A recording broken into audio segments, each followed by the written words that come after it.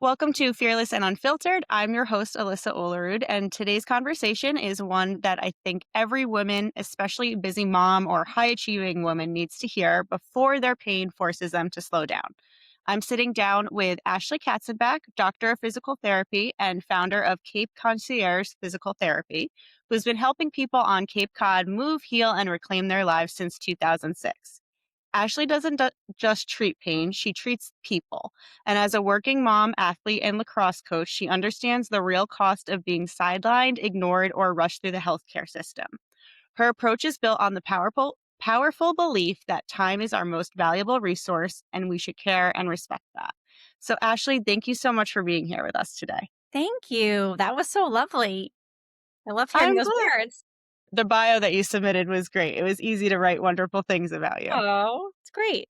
But that is just a little bit like that's the nutshell of your story. So before we even dive in, I'd love for you to share a little bit more about your journey and how you got to where you are today. Yes, I'd love to. I have always been an athlete. I love sports. I'm so excited to see that female athletes are having a bigger moment right now. Professional sports, women's sports. I love just seeing how the attention is given equal opportunity for everyone. It's wonderful. So being an athlete, you see your share of injuries yourself. And I went to physical therapy and I was like, this looks like so much fun. This is a blast. I can do this. I could see myself doing this. So I went to college. I played lacrosse in college. I got my master's in physical therapy. Then I went on and got my doctorate in physical therapy and I was hooked. It was just so much fun learning about the body, helping people. I'm a fixer. I love to solve a problem. So I lived on the Cape. I grew up on the Cape and I came right back to the Cape. My husband is also a physical therapist. So we met in school. We came back here and I started practicing in outpatient orthopedics. And I did that for 15 years. I worked in a traditional outpatient clinic and it was great. I learned so much, surrounded by amazing people, colleagues, continued to take classes, have sharpened my tool set. But it got old quickly because the traditional PT model is you ended up seeing 3 patients each hour. And it was great. You could stay positive. You really still helped people. But I fatigued really quickly and I started getting to the point where I just didn't want to go to work anymore. And that is just not me. That's not who I am. So I turned 40. I called it my midlife crisis. I'm like, I can't do this for the next 25 years. So I thought there has to be another way. I happened to be treating this female internist at the time, and she saw me struggling and she said, Ashley, all you need is what's in your brain. Just go for it. Just do it. Just go out on your own. Your brain is like a human MRI machine. You can do this. That's all you need. So I went home, I filed for my LLC, and I was like, okay, let's do this. What else do I need to do?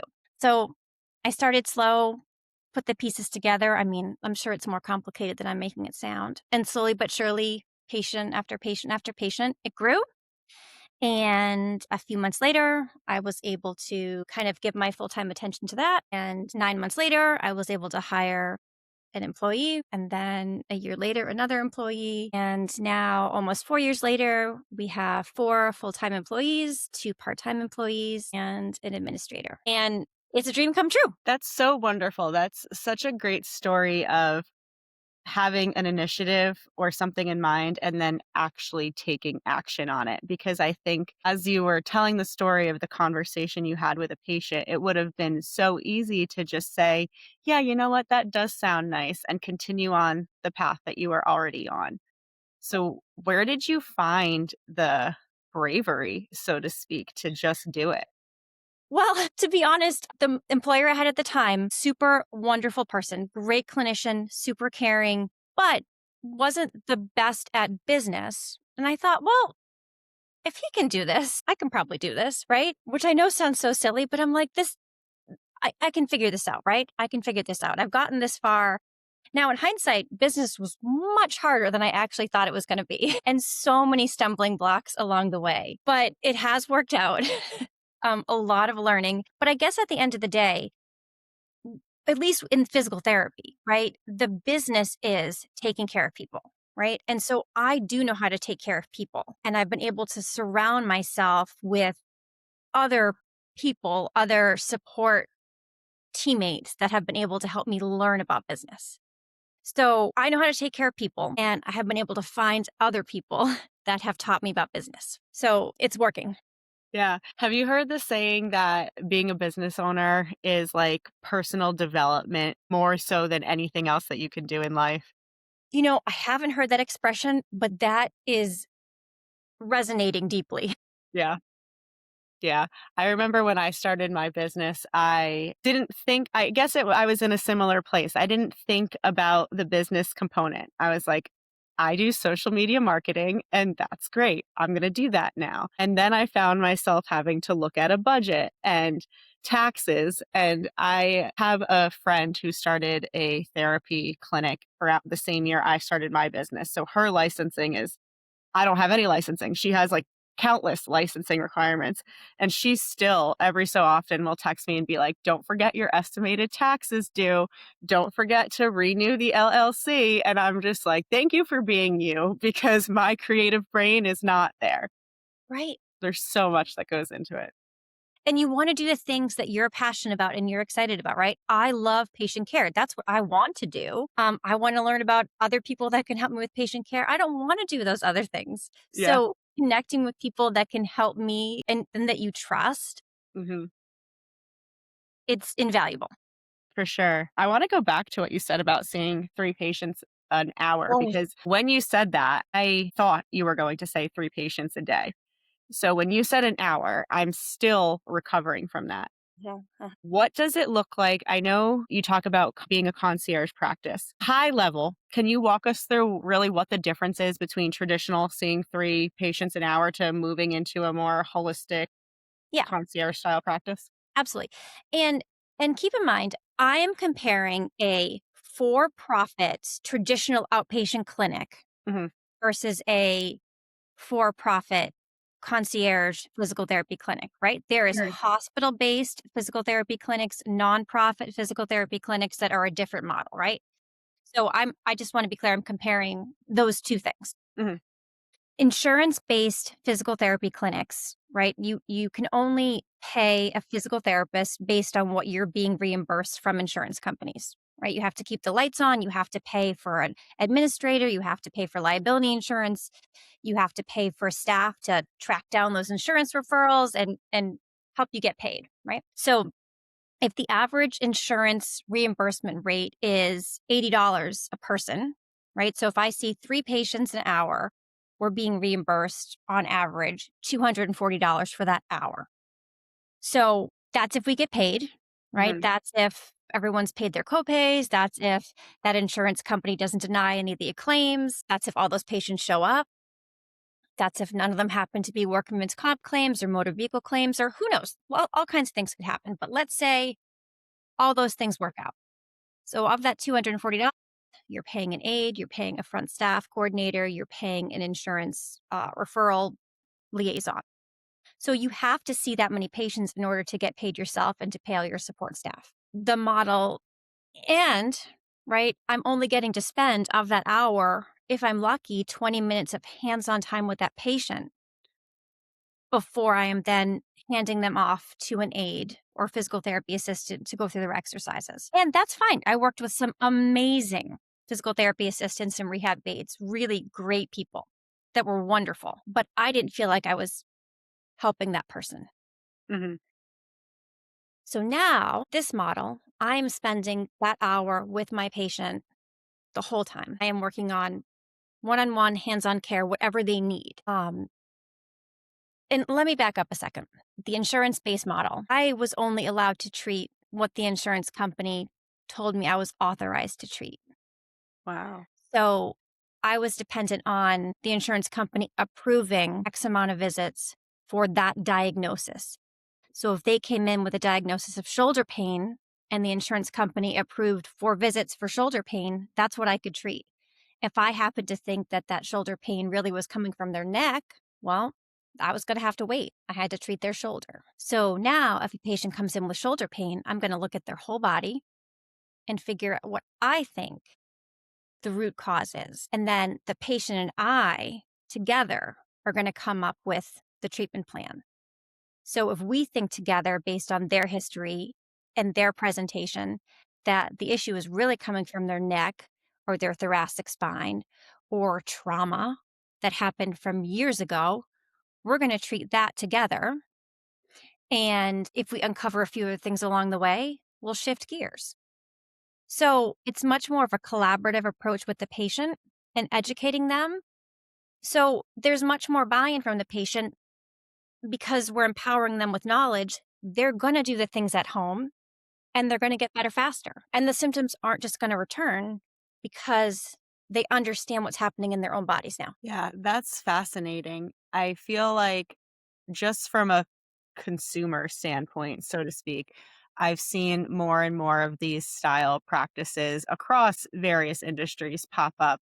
And you can always tell when the provider is doing what they do because they care about the patient. And for me, I'm like, okay, again, as the consumer, as the patient who doesn't know anything about healthcare, I would much rather put my health in the hands of someone who I feel like is going to look at the entire picture, not just try to get to the next patient. Because we've all, I mean, I did it for tomorrow. I have a doctor's appointment and I'm like, I need to get the 8 a.m. slot because I know that I need to be their first patient or else I am not getting out of there for at least 2 hours. I know, I know, I know. And that's hard. And so we're kind of helping patients to navigate within the healthcare system. So if I have a patient and they know, okay, I'm going to go see my orthopedic surgeon. Okay, well, let's come up with a list of questions together. Let's write that list down so you can go in and make the most of your visit. Let's find out what are the three things that we want to find out, or I'm going to contact your surgeon ahead of time and try to talk to them, or I'm going to refer you to this person who I think could be a good fit for you. In this setting, right, I have the time to kind of figure things out and think more critically, right? When you're kind of in the trenches, it's like the creative part of your brain that we were talking about, it just turns off and you just kind of go into survival mode, right? All those other physical therapists that are in this kind of insurance based model are fantastic physical therapists. It's just the model they're in. They didn't have any less education than I do. They're great physical therapists. It's just the model, right? And Yeah. hopefully I would love to take insurance, right? Mhm. Everyone has insurance and you should be able to use it. It just wasn't letting me help people the way that I wanted to help people. Yeah. Yeah. Well, that's very inspiring. I'm glad that there are people like you out there. Yeah, yeah, We I all think need that. I think more and more. So you mentioned the root cause. So I'm going to go back to the example of if someone comes in for shoulder and it ends up being their neck. I've never thought of it that way. And then that brought me very quickly to what you shared with me prior to us starting the call about how most everything starts in your feet. Yeah. And when I read that message from you, I was like, I can't wait to talk about this part. Oh So my let's gosh, just love dive feet. right into the feet. What's going on there? Oh my gosh. Well, feet are my favorite, just Yeah. first and foremost. Like some people will they'll contact me and they'll say it's a foot issue. I'm like, "I love feet." And they think I'm being sarcastic. They're like, "Oh, really? I'm so sorry." I'm like, "No, no, I love feet. This is great. Let's get the dogs out. Let's talk about it."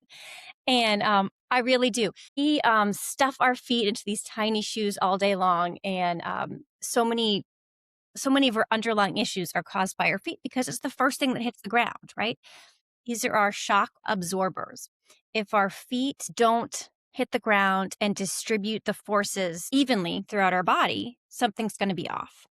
So, for example, right, if we are wearing high heels, let's say women, we like to wear high heels, not this woman, but a lot of women like to wear heels, right? And so it kind of pitches our body forward. So then, in order to not fall over, we have to pull our shoulders back and arch our lower back a little bit. And then in order to see, we have to tilt our head up. So we think about all the strain that that's causing our neck and our shoulders and the distribution of forces going through our back. It's misaligning our spine. So that's just from changing the our footwear. If we have an ingrown toenail, right, which happens, right, a lot of times, or you have a callus, or you drop something on your big toe and it's sore.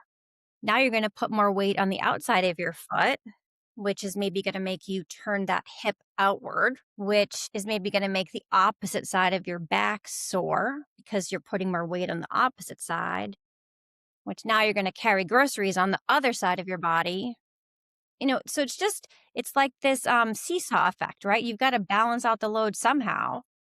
So, I mean, how many times if you can picture this, right? You've got a mom that just stepped on a Lego, right? There's a bunch of Legos on her floor. She's got bare feet. She steps on a Lego. Oh, this hurts. But now I've got to pick up my toddler, but that foot hurts. So I'm going to pick them up on the other side. But now I've got to carry these laundry up the stairs. So I've got to put it on the side of my body that hurts. It's just this big seesaw. And if our feet are taken care of, everything else works. If our base of our pyramid is off, the leaning tower of Pisa, right? Another example, we're gonna tumble. So I love feet. We can learn so much from the calluses and the corns and the dry skin on our heels, right? It tells a tale. That is so interesting. And I can't wait to go put on a pair of high heels after this just to, like, feel it in my body because I've never thought about the fact that we, like, lean forward and arch our back and do all of those things that you just named. I literally was like, "Oh my god, I gotta get upstairs to the closet Yeah. right now and Well, look in the just mirror." try walking around on your tiptoes. Yeah. Yeah. Yeah. Now to that point, as someone who spends a lot of time on social media for my job, I have a lot of different algorithms. So I see a lot of different information depending on what client account I'm logged into. I've seen, it's best to run barefoot, flat feet, or you need to have arch support. And I'm like, okay, these are totally two contradicting things. Yeah. So when it comes to how you support your feet, is there a standard best practice or is it solely dependent on the person? Oh my gosh, such a great question. And I will tell you that for a good part of my career, right, I put everyone in orthotics. I was like, we need an orthotic. Your foot's flat, you've got plantar fasciitis, you've got a heel spur, everyone gets an orthotic, right? But this is the wonderful thing about medicine. We learn new things. I was wrong, right? I was wrong about that. Just like I was wrong about a bunch of things that I thought that was the best information at the time. And now we have new information. And so we have to change our ways. We have to evolve. We have to adapt. So now I know that that is not the best advice. An orthotic is a tool, right? So we shouldn't be in orthotics unless we have a very specific reason to be. For example, during pregnancy, during like the last trimester of pregnancy or the fourth trimester after you've given birth, the ligaments in our feet are very lax, right? Because of the hormonal changes. And so our feet need more support because the ligaments are stretching out. That's why our feet grow in size during that period of time. So we need an arch support. Wait, I wanna pause there Yeah. because I want to confirm that I'm understanding you Yes. correctly. Are you confirming the Yep. myth that your feet grow during pregnancy? I am confirming it. Do That they is go true. back? Or we're just up a shoe size now? Oh, no, you go back. Sorry. You do go Okay, back. interesting. Well, here's a good point, though. If you support your feet during that period of time, right, you're really going to allow yourself to go back in size. So you're giving yourself the support so that your ligaments don't permanently stretch out. Now, after pregnancy, you could stretch your feet. I mean, you could strengthen your feet and you could go back in size too, right? So we're giving our feet the support, the tool during the period of time that we need it, right? Just like if we had an injury to our foot, right? Let's say that we tore or strained our posterior tibialis tendon, which is a ligament tendon that attaches underneath our foot. We would want to give our foot some support during that period of time when it's healing so that it wouldn't stretch out. But in general, we don't want to be in orthotic permanently. If we had some weakness in our feet and they weren't yet strong enough and we wanted to do a lot of walking, we could put an orthotic in for that period of time. When we get home, take that orthotic out. Be barefoot. Walk around the house, strengthen your feet. And we're working towards spending more and more time outside of that orthotic because our feet will adapt. If we give them an orthotic all the time, they're going to need an orthotic all the time. They will, however we train them, that's what they'll need. So I'm looking at the slippers that are underneath my desk right now. I have all hardwood floors in my house, and I, for Christmas, asked for a pair of slippers because I was like, my feet hurt from walking around all day, and I don't want to have to wear sneakers inside the house. Mhm. So, are the slippers considered a tool, or is that something where I am essentially just weakening my feet by not walking Well, on hardwood. I mean, are the slippers you're wearing, are they causing your toes to bunch up in your slippers to keep the slippers on? Okay. Well, that's good, Very, right? I'll show you. They're very Okay. Okay. grandma-esque. Okay. Well, I mean, as long as you feel like, let's put it this way, you'd be better off barefoot. Dang it. Well, you could wear some socks. Okay, noted. You're the doctor. I will take your advice. You could wear them while you're sitting there to keep your feet warm. Huh. But maybe when you're standing and walking, you'd be better off getting that feedback from the ground, right? Mhm. Every time your foot's on the ground, you're giving your brain input, right? And so Yeah. if the input you're giving your brain is that my feet have to work, what am I feeling? You're going to give your brain more input. Yeah. Isn't it wild the things that we are taught growing up that we then learn and have to Yes. unlearn Yes. as medicine advances? Well, yeah, I feel so terrible. Some of the advice that I gave early on that was the best advice, I'm like, if only I could tell you now, I am sorry. I Yeah. gave you like women and frozen shoulder, right? Now we know that it's from menopausal changes and estrogen changes. And, at that time we didn't know that. And I feel so badly. I'm like, I wish I could have told you that that's what this was from instead of, cranking on your shoulder and causing you more pain.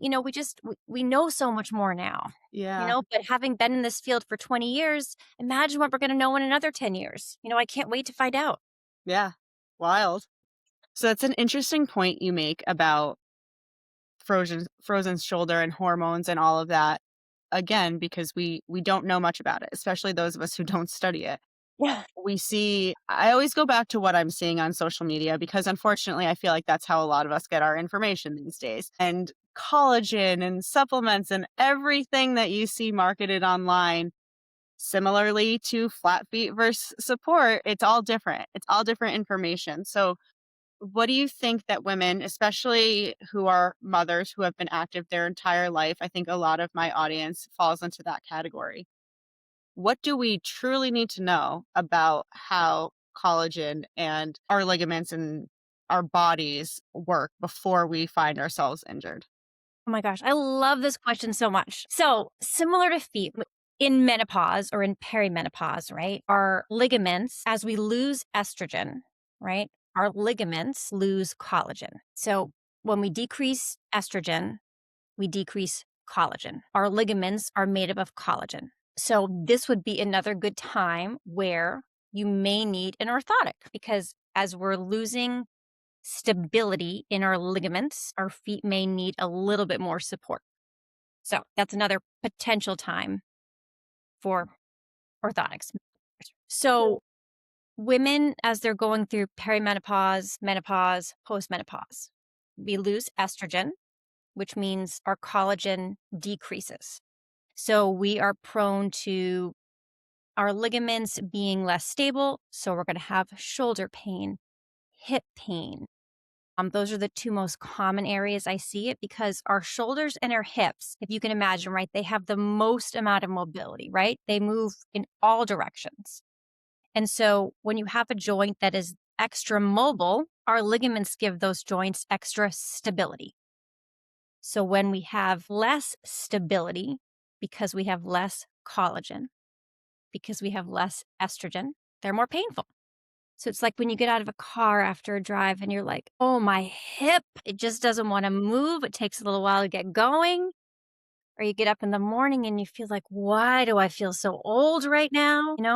Those aches and those pains, and it just all of a sudden hits you. It's a very common complaint. I hear it daily and I feel it daily. So we need to support our joints with strength and mobility.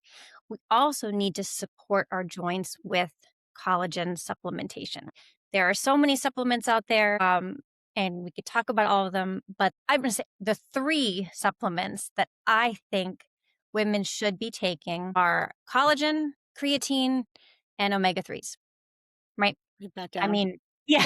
So obviously, the earlier you can take those, the more you're going to support your joints. Hmm. There's so many supplements, but those are the three that are the most evidence based. There's been the most amount of research on them, and they are the most supported.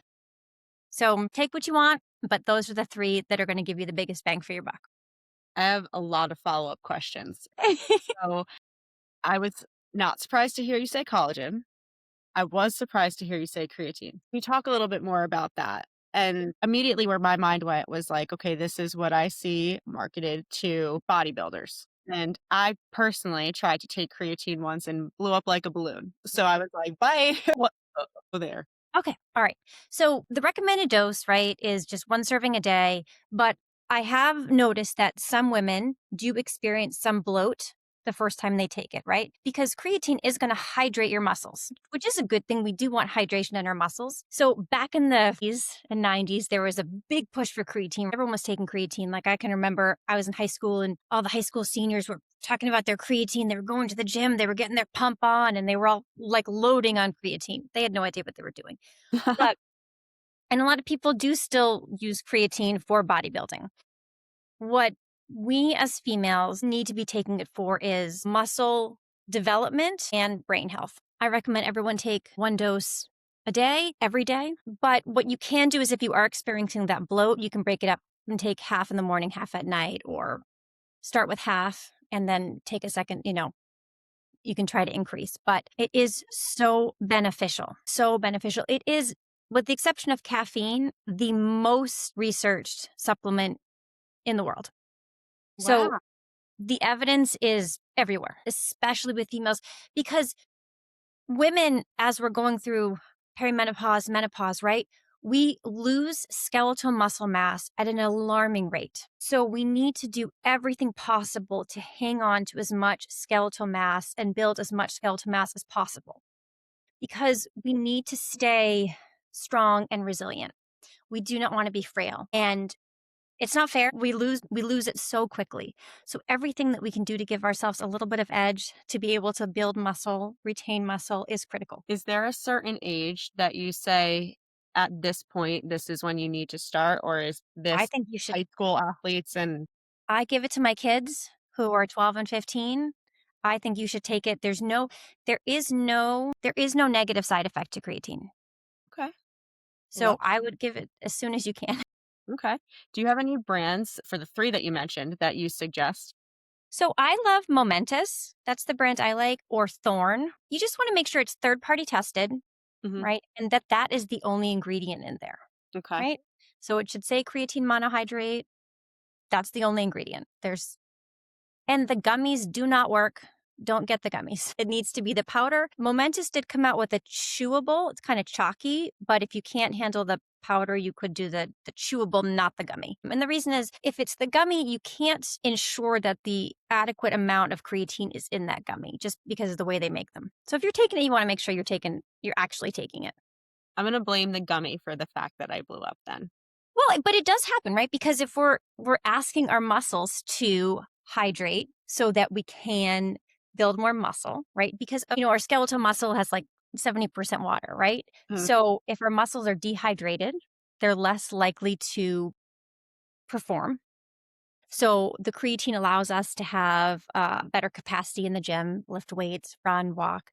So maybe you just were really hydrated that day to begin with, and who knows? But I would say it's worth another shot. Yeah. Or maybe I just listened to my husband who was like, "You have to load this in the beginning. Take 10." No, take 5, 5 grams, 5. I was doing it before going on a beach vacation because I thought it was gonna make my muscles look better, and I was like, "I Okay. hate everyone." It makes it easier for you to build muscle when you're lifting some weights, right? Yeah. But even if you're not lifting weights, it's great for your brain health, for your cognition, decrease dementia risk. 5 grams once a day, right? So or in your case, maybe you take half and half. Noted. Okay. Noted. So let's talk about you a little bit now. We know you have this unbelievable amount of knowledge. You've built a successful business. Outside of your business, as a mom, as a coach, what does that look like for you on a day-to-day? How do you juggle everything that you're doing right now? I mean, the truth is I don't. Like, I am a terrible juggler. I mean, I want to juggle better, but the reality is, if I am succeeding in one area, I am probably failing in another. I'd love to tell you I'm juggling it, but I'm not. Yeah. So, if I'm doing a really good job with my business, I'm being creative and I'm helping a lot of patients, I'm probably doing a bad job with my friendships. Or if I'm spending a lot of time with my kids, or if I block off time to go to their sporting events, I'm probably not having a date night. So I don't think I can do it all. I guess just trying to, like, if I look at the year as a whole, I'm trying to even it out. In Cape Cod, our busy season, or our season where our population grows so much, is the summer, right? So from May to like October is our crazy season, no vacations. Like we just kind of like hunker down and work really hard. Mhm. So I know if that's the season that I'm going to see a lot of volume, then I try to prioritize in the off season that's when I'm going to take family vacations, and that's when I'm going to try to prioritize more family time, more friendship time, more, husband time. Yes. So because I don't think there is a balance. Yeah. I love that. Thank you for sharing that so openly. I think that's a message that more of us need to hear because Yeah. it's easy to think that everybody has it all together when a lot of times we're all just doing our best. Yeah, definitely not. So, the last thing I want to ask you is about advocacy Mhm. in I'm going back a little bit to Yeah. now the health realm. So, as a patient who say they hear this episode and they're like, "Oh shit, maybe I should address my feet or maybe I should ask these type of questions." And say they go into an office and they're rushed through the appointment and they don't get to even talk about half of their concerns because we've all been there, right? What's the best way a patient can advocate for themselves? I always think it's best to go in with a list. And I know some people, some providers are going to hate that answer, right? I'm like, oh, here she comes with her list. But the reality is, we get sidetracked, right? We go in and we have these questions and we get an answer and we forget the rest. Mhm. So if you go in and you have your list and you only get X amount of answers, you could give the provider, these are the questions we didn't have time to answer. Could you review these? And can we make sure that could we have a phone call about them? Could you email me about them? Could we set up a Google Meet about them, a telehealth about them? I mean, there has to be a way to discuss them. Mhm. Or if you're not able to answer these questions, can you refer me to a provider that can? That would be one way. I think sometimes there just isn't enough time, but if you approach it in kind of a respectful way, like, these are all my questions and concerns. What is the right way to make time for these? And you kind of put the ball in the provider's court. That could work. It is really hard because they're trying to they've got 15. If it's a physician, they have 15 minutes with you, or maybe 8 in some cases. If it's a physical therapist, they maybe have 20. Or, the other thing is, maybe you have to go to a physical therapist that's like a not-for-profit, or maybe a hospital-based group. They may possibly have one-on-one. Or you could call and say, you could ask the question when you're calling around to find a provider: what kind of appointments do you offer? Are these one-on-one appointments? Will I have the same physical therapist every time? Because continuity of care is so important. Educating yourself, what am I looking for in a physical therapist, or any provider? What will I expect at my appointment? So you can go in and have more clear expectations. What's going to happen? What should I expect in my evaluation? Will there be any hands-on care, or will it just be collecting information? Will I have a home program? What am I expected to do outside of here? What is my diagnosis? What is going on with my body? Should I get better? How long will it take me to get better? So I guess instead of just being kind of passive, just empowering yourself with as much information as possible. Yeah. And I would also say, maybe don't start the conversation with, WebMD told me, or ChatGPT told me. Mm, Like, you can definitely go and look those things up afterwards. ChatGPT is amazing. But I think it would be better to just go in with an open mind and bring all your information, right? Make bring your you could even bring a typed list of your medical history and all of your events and hand it right to the provider. And then they can review it later, and you could maximize your time together that way. yeah. That's all great advice, and I'm laughing because I'm guilty of the "someone told me that," or "I read on social media," and just wanting to, like, shoot myself in the foot Yeah. for lack of a better term, Yeah. right then and there. Uh, that's funny. You can Thank still you. do that, Yeah, just maybe don't say it.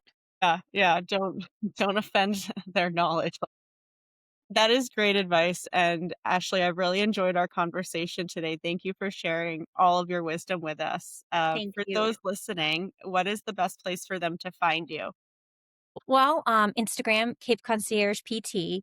We put up tons of informational videos, educational videos. Again, if nothing else comes of this, I just want people to have as much information as they can. Because if you have information, you're going to take care of yourself. Something will resonate. And that's at the end of the day, that's what I want for everyone to have information to educate yourselves.